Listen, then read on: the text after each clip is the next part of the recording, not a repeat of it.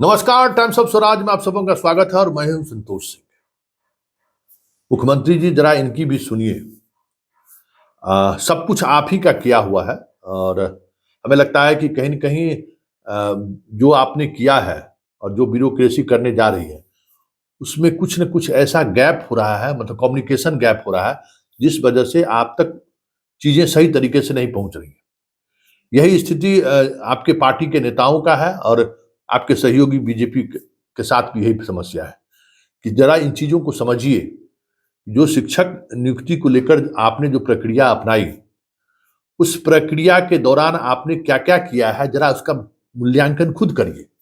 तब आप सक्षमता परीक्षा को लेकर सवाल कर सकते हैं, तब आप अपील कर सकते हैं शिक्षकों से कि आप सक्षमता परीक्षा में शामिल होइए। पहले तो ज़रा सुन लीजिए बीजेपी के प्रवक्ता क्या कह रहे हैं, जदयू के प्रवक्ता क्या कह रहे हैं और कल से हम सम्राट चौधरी ने क्या कहा था। इन तीनों का पहले बयान आप सुन लीजिए, तब फिर हम वन टू वन सवाल है, जिन सवालों के सहारे तमाम जो पॉलिटिकल पार्टी के लोग हैं, भाजपा और जदयू के लोग हैं, ज़रा इनको सुने और शिक्षकों का जो डिमांड है, उस बातों को आप समझें। क्योंकि आपको लग रहा है ना, जो ब्यूरोक्रेसी जो आप तक पहुँचा रहा है, वो एक भेग चीज़ है। बहुत कुछ ऐसा है जो जानकारी नहीं रहने के कारण शिक्षक विलेन की भूमिका में आ गए, अपराधी की भूमिका में आ गए। बिहार के नियोजित शिक्षकों के साथ हैं और उनकी भलाई के लिए वो कटिबद्ध है। लेकिन जो सरकार का सिस्टम है उसको हर एक को पालन करना चाहिए और पात्रता परीक्षा को देना चाहिए। उसमें एक एक नहीं, तीन तीन नियोजित शिक्षकों को राज्यकर्मी का दर्जा देकर बिहार की सरकार ने ऐतिहासिक फैसला लिया है। अब यदि किसी पात्रता परीक्षा की बात हो रही है तो हमें नहीं लगता है कि इसमें किसी को भी आपत्ति होनी चाहिए। हम अपने शिक्षक भाइयों से, बहनों से अपील करेंगे कि कभी भी किसी परीक्षा से घबराने की आवश्यकता नहीं है, लेकिन क्वालिटी और क्वांटिटी पे जरूर चिंता करनी चाहिए हमको। हमारे बिहार के बच्चों का भविष्य का मामला है, बिहार के बच्चों के लिए हमको चिंता करना पड़ेगा। लेकिन शिक्षक संघ से भी बात करेंगे, उसका रास्ता क्या हो सकता है।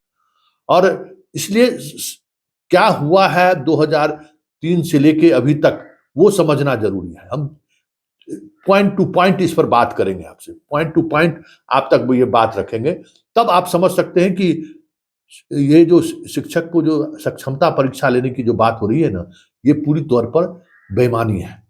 बेईमानी ही नहीं है, मुख्यमंत्री के शिक्षा सुधार को लेकर जो मिशन रहा है, उद्देश्य रहा है, उस पर सवाल है। उन्होंने बिहार में कूड़ा करकट शिक्षक बहाल किए क्या? किसका दामन पर दाग लगेगा? आप जो कह रहे हैं कि सक्षमता परीक्षा दीजिए, सारे लोग जो है सो अक्षम थे पहले, तो बहाल किसने किया? ये बहाली का प्रोसेस किसने अपनाया?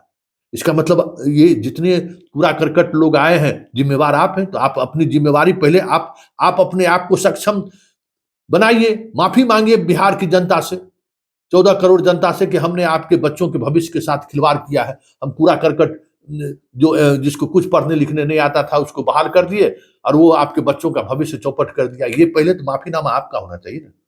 तमाम पॉलिटिकल पार्टी जो ये बातें कर रही है, तो माफीनामा तो आपका होना चाहिए। तो हम पॉइंट टू पॉइंट इस पर चर्चा करेंगे तो बहुत सारी चीजें स्पष्टता के साथ भी आएंगी। हम एक मीडिया कर्मी के रूप में मेरी बात आप तक पहुंच रही है। शिक्षक एसोसिएशन की बात को आप लगता है कि नहीं समझ पा रहे होंगे, या शिक्षक एसोसिएशन से लगता होगा कि अरे ये शिक्षक एसोसिएशन बरगलाने का काम कर रहा है। अध्ययन कीजिए, हमने लगातार 3-4 महीने से हम शिक्षक बहाली प्रोसेस से लेके, शिक्षक अपॉइंटमेंट से लेके जारी जो भी चीजें सामने आई है, उनका हमने बहुत ही सूक्ष्मता से अध्ययन किया है। और एक और बात, तमाम शिक्षा प्रेमी शिक्षकगण, आप चैनल को सब्सक्राइब करिए। जितना भाई 5 लाख शिक्षक हैं आप लोग, सब्सक्राइब कीजिए और हर शिक्षक के मोबाइल फोन पर टाइम्स ऑफ स्वराज रहना चाहिए, क्योंकि ये आपका चैनल है। और हर शिक्षक की अब ये जिम्मेवारी है कि ये जो हम खबर बना रहे हैं, हर पॉलिटिकल पार्टी के नेता के व्हाट्सएप पर होना चाहिए, क्योंकि वो बहुत सारी चीजें उन्हें जानकारी ही नहीं है कि आप शिक्षक कैसे बने। एक इमेज बना दिया गया है कि आप लोग मुखिया के बहाल किए हुए शिक्षक, जबकि ये पूरी तौर पे कह सकते हैं कि एक तस्वीर का एक पहलू है। कई और पहलू हैं जिन पर ये चीजें नहीं सामने लाए जा रहे हैं। तो हम पहले बात करते हैं सक्षमता परीक्षा से पहले शिक्षक बहाली को लेकर जो चीजें आई हैं, जरा उसको समझ लीजिए। देखिए, ये जो बहाली का प्रोसेस हुआ ना, जो अभी बीजेपी के बंधुवर जरा गौर कर रहे हैं तो जरा वाजपेयी जी के जमाने में चले जाइए कि वाजपेयी जी ने शिक्षा मित्र या शिक्षा को लेकर क्या क्या उन्होंने किया है। और इस देश में सिर्फ बिहार ही नहीं, पूरे देश में जो शिक्षा खास करके बेसिक एजुकेशन सिस्टम जो बेपटरी हुआ है, उसमें हमारे वाजपेयी जी की कम बड़ी भूमिका नहीं है। लेकिन श्रद्धेय हैं, अब अभी वक्त नहीं है उन पर आरोप मढ़ने का, और न पत्रकारों की ये प्रवृत्ति रही। हाँ, उनकी पार्टी जरूर पूर्वजों पर खेल जाते हैं, लेकिन हम उस आधार पर नहीं खेल रहे हैं। लेकिन जरा देखिए कि क्या हुआ। जितने शिक्षा मित्र बहाल हुए, 1500 रुपया उस समय में बहाल मुखिया को दिया गया कि बहाल करिए, बच्चों सबको पढ़ाएगा। 2005 में जब नीतीश कुमार जब बिहार में सत्ता संभाले, उन्होंने 2006 में सबको नियोजित शिक्षक बनाया। उन्होंने सब नियोजित शिक्षक हो गए, जितने पहले बहाल थे, और बहाली का प्रक्रिया नया नियोजन निकाय लाया उन्होंने, और नंबर लाओ मास्टर बनो का उन्होंने कार्यक्रम दिया। तो भाई ये कार्यक्रम आपका था ना कि नंबर, और बिहार में कैसे नंबर आता है आपसे बेहतर कौन जान सकता है। लेकिन खैर वो आपकी पॉलिसी रही, और ये इस पॉलिसी में बहाली होना शुरू हो गया, और जोरदार तरीके से बहाली हुई। बहाली में जो कुछ भी सामने आया, चीजें सामने है, लेकिन इसको लेकर सरकार की आलोचना भी हुई कि टेबल बेंच सबको जो है सो आप बहाल कर दिए हैं, आप जो है सो उस तरीके का गुणवत्तापूर्ण शिक्षक आप बहाल नहीं कर पाए, पूरा अराजक स्थिति हो गई है। ये सारी बातें भी होने शुरू हुई। मीडिया वाले, हम लोगों ने भी खबर चलानी शुरू की कि कैसे शिक्षकों को बहाल कर दिया आपने। तो जब सरकार की आलोचना होनी शुरू हुई तो सरकार ने तय किया कि हम दक्षता परीक्षा लेंगे। तो जो लोग बहाल हुए हैं शिक्षा मित्र और नंबर लेके जो शिक्षक बने, उसकी हम दक्षता परीक्षा लेंगे, और राज्य सरकार का जो शिक्षा विभाग का की जो संस्था है उसको ये जिम्मेवारी दी गई। आपको पता है कि पिछले वर्ष भी सुप्रीम कोर्ट के आदेश पर 2023 में दक्षता परीक्षा ली गई है ऐसे शिक्षकों को जो अभी तक दक्षता परीक्षा पास नहीं किए थे। तो सुप्रीम कोर्ट ने कहा कि इनको हटाइए नहीं, इनको ट्रेनिंग कर दीजिए। फिर उसको ट्रेनिंग दिया गया, सरकार ने उसको ट्रेनिंग दिया, पढ़ाया, और फिर उसको परीक्षा लिया, उसको पास किया। आप कहते हैं हम हटा देंगे। तो ये सारी चीजें जो हुई, हम आपको बता दें कि पहली दक्षता परीक्षा 2009 में हुई, फिर 12 में, 17 में, 23, मतलब 4 दक्षता परीक्षा अभी तक हो चुकी है जो बहाल हुए थे नंबर लाओ नंबर पाओ में। और उसके बाद जो फेल कर गए वो उसको हटा दी सरकार। तो सुप्रीम कोर्ट चला गया मामला, तो सुप्रीम कोर्ट कहा इसको आप इतने दिन रखे हैं, इसको प्रशिक्षण, इसको पढ़ाइए। तो सरकार उसको पढ़ाई भी है। लेकिन ये प्रोसेस तो 2011 से पहले तक चला ना। 2011 में आपने टीटी लिया, और आपको पता है कि 27 लाख छात्राएं इसमें शामिल हुए, उसमें मात्र 1,69,000 छात्र पास किए। कितना टफ एग्जाम हुआ होगा, अब समझ लीजिए। और बिहार विद्यालय परीक्षा समिति इस परीक्षा को कंडक्ट किया। उसके बाद तो लगातार अभी परीक्षाएं हो रही है। फिर एसटीईटी, ये प्राइमरी के लिए हुआ, एसटीईटी हाई स्कूल के लिए आपने लिया। और ये परीक्षा भारत भर का मानक है। सीटेट भारत सरकार लेती है, केंद्रीय विद्यालय में सीटेट के माध्यम से ही नौकरी होती है, एसटीईटी के माध्यम से ही नौकरी होती है, टीईटी के माध्यम से ही वो एलिजिबल होता है। तो जब उस रेंज का रैंक का परीक्षा लेते हैं जिससे शिक्षक बन सकता है, बताइए, सीटेट लेके जो है सो शिक्षक बन सकते हैं। ये जब चीजें सामने आ रही हैं तो फिर आप पूरी उस प्रोसेस को, जिसका परीक्षा खुद बिहार विद्यालय परीक्षा समिति लिया है, टीईटी का और एसटीईटी का, उसमें से जो पास हुए हैं वही विद्यार्थी नौकरी में गए हैं, और वो कोई बीपीएससी से कम लेवल की परीक्षाएं नहीं हुई है। आप देख लीजिए, क्योंकि अगर ये लोग अयोग्य रहते तो बीपीएससी का जो कट ऑफ मार्क्स है ना, जो न्यूनतम कट ऑफ मार्क्स है, जितने नियोजित शिक्षक उसमें अपीयर हुए हैं, 100% गिनती के 500,000 अगर शिक्षक ऐसे होंगे तो जो वो कट ऑफ मार्क्स से नीचे मार्क्स लाए होंगे, तो मैक्सिमम उस बीपीएससी का जो न्यूनतम कट ऑफ मार्क्स था उससे ज्यादा नंबर लाया हुआ है।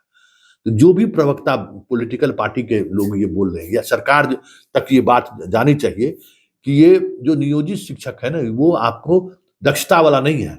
इसमें आप तो मैक्सिमम आपके इसमें ऐसे शिक्षक हैं जो टीईटी पास हैं, एसटीईटी पास हैं, जो भारत वर्ष का एक मतलब गुणवत्तापूर्ण शिक्षा को ध्यान में रखते ही इस माध्यम से बहाली की प्रक्रिया शुरू की गई। जब से नई शिक्षा नीति आई और सबको शिक्षा सबको देने की बात हुई, उस समय ये प्रोसेस अपनाया गया। ये मानक है, एक मानक के तहत ये चीजें परीक्षाएं हुई हैं। और उस परीक्षा में आप देख लीजिए ना, बीपीएससी परीक्षा लिया है अभी जो आप 2 टीआरई 1 टीआरई 2 आप परीक्षा लिए हैं, आप उसमें देखिए नियोजित शिक्षक जो अपीयर हुए हैं उसका स्ट्राइक रेट क्या है, कितने लोग सफल हुए, एक अध्ययन करा लीजिए ना, चीजें सामने आ जाए। क्या फिर परीक्षा लें, फिर परीक्षा, कितनी परीक्षा लीजिएगा जो बीपीएससी वाला है, एसटीईटी टी वाला टीईटी जो पास है उसका ले लीजिए, और जो आपका दक्षता पास है उसको आप कैसे फिर से सक्षमता लीजिएगा भाई।